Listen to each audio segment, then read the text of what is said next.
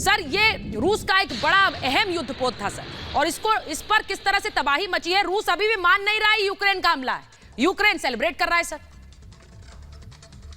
हाँ देखो सुचेता, इसमें कोई शक नहीं कि ये यूक्रेन की बहुत बड़ी जीत है, क्योंकि जो ब्लैक सी में जिस प्रकार से ये मॉस्कोवा जो क्रूज मिसाइलर है वो हमले कर रहा था यूक्रेन पे, वो काबिल तारीफ था।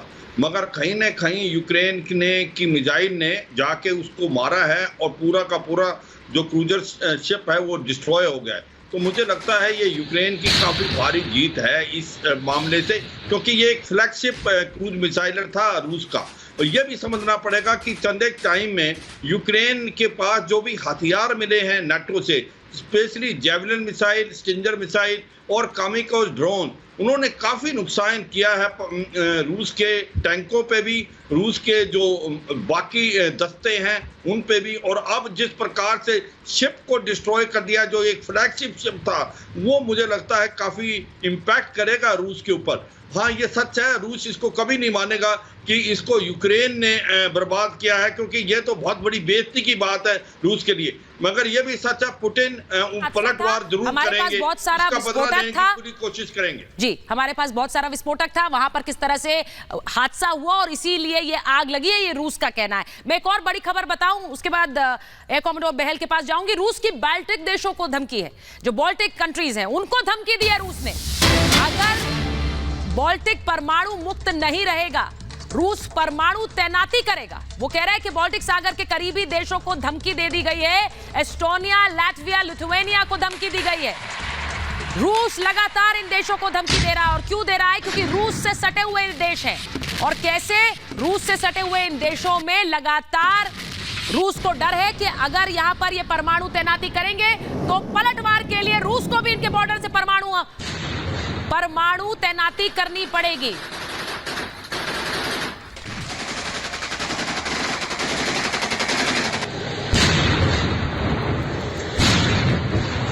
तो मैं एक बार क्विक रिएक्शन एयर कॉमोडोर बहल से ले लेती हूं। एयर कॉमोडोर बहल, जो ये धमकी दे रहे हैं कि तैनाती यहां पर कर दी जाएगी, रूस का दावा है कि यहां पर न्यूक्लियर कंसंट्रेशन बढ़ाने की कोशिश कर रहा है इन बाल्टिक कंट्रीज में, और ये वो कंट्रीज हैं जो नाटो का भी हिस्सा है।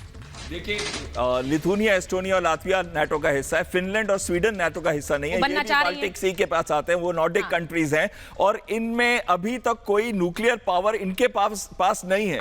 लेकिन फिनलैंड और स्वीडन ने एक चीज कही है कि वो नाटो को ज्वाइन करना चाहते हैं, और यहां पे आके रशिया ने उनको क्लियर धमकी दिया, और इसी वजह से रशियन फोर्सेस भी हैं फिनलैंड की बॉर्डर की तरफ जा रही है, जो 1300 किलोमीटर लंबा है, रशिया के साथ मिलता है। और कहीं ना कहीं ये जो न्यूक्लियर धमकी है वो एडिशनल देशों के लिए है जो नाटो को ज्वाइन करना चाहते हैं, या अगर नाटो फोर्सेस अपनी न्यूक्लियर फोर्सेस को इन्हीं में से किसी भी लिथुआनिया, एस्टोनिया या लातविया में पोजीशन करना चाहे। एक चीज मैं कहना चाहूंगा आपको, मॉस्कोवा के ऊपर एक बहुत प्लान्ड स्ट्रेटजी के साथ अटैक किया गया था।